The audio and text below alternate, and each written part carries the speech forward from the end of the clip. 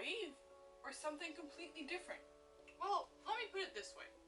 What if I told you that something could be both dead and alive at the same time?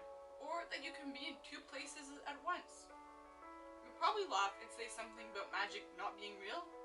Although you're right, quantum physics on the other hand is. And to understand what light really is, we need to explore a concept within quantum physics called particle-wave duality.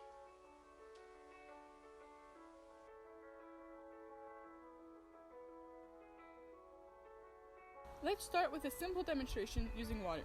When the water drops hit the water in the container, they create waves. When the waves reach the two slits in the wall, they have to divide in two. Once on the other side of the wall, the two waves interfere with each other, creating an interference pattern. When the crest or the trail from one wave meets with the crest or the trail from the other wave respectively, you have constructive interference, meaning they add up. However, when the crest from one wave meets with the trail from the other, they cancel each other out and you have destructive interference. I don't really think I get it. Bear with me, you will. And to help you understand, we'll look at the double slit experiment developed by Thomas Young.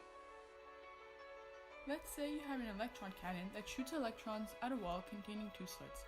Since electrons are particles and can only exist in one place at a time, you would expect each electron to go through one of the two slits, therefore creating two separate clusters of electrons on the wall at the back, right?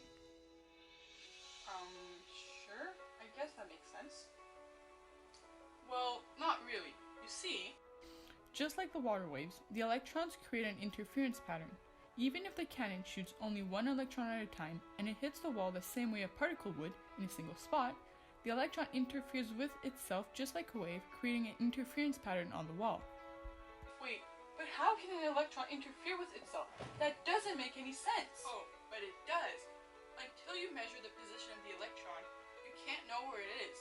Therefore, it is everywhere simultaneously, and it passes through both slits at the same time, creating an interference with itself. Oh, I see. It's a wave. Yes, but it's also a particle. Huh? I know. It's weird. But imagine you place a detection system that allows you to know through which slit each electron passes.